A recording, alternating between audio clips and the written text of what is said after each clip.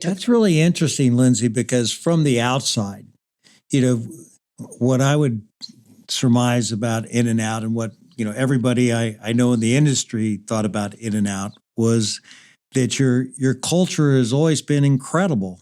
And Yeah. that, that servant leadership would have been like, the number one thing that would be driving that. But you're saying that wasn't the case. And as a leader, that was maybe one of the biggest moves that you made so do you think the culture's been enhanced then because of your leadership?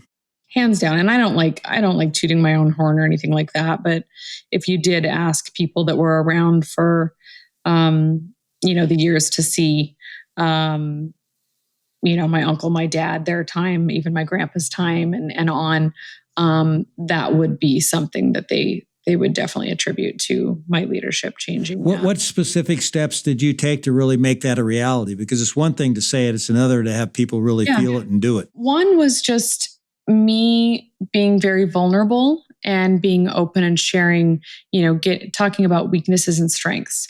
Us doing Strengths Finder, personality tests, all those, the way the world sees you, the DISC, we've done so many. Our training department does a lot with management. And so from doing that and me sharing very early on, like, here's what I struggle with, here's what I am good at. Here's what I struggle with. What about you? And us just bringing those things to the surface and then saying, okay, how can we communicate with others? Because the way that your style of communication and receiving a message might not be the same for this guy over here. So it was really having that wear different hats with different people and knowing that, anytime you're putting the task before the person, you're not fostering a culture of care.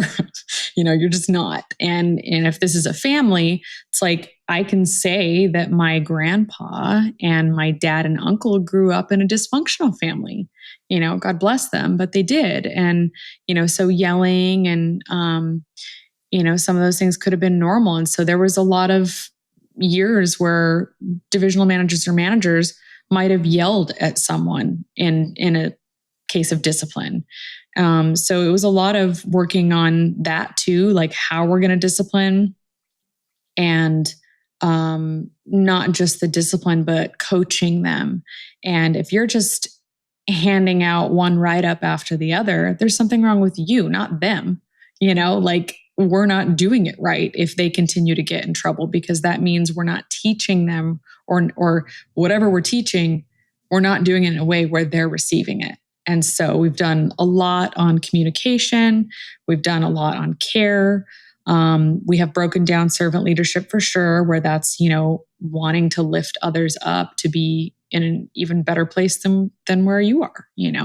What could someone have done to make you better back when you were in their place, So there's a lot. I mean, I could probably spend an hour just going into all the different workshops and things that we've done, but it's really us highlighting the person, a little bit of the golden rule in there. There's a lot of biblical principles we have incorporated in our workshops and offsite meetings. So, yeah.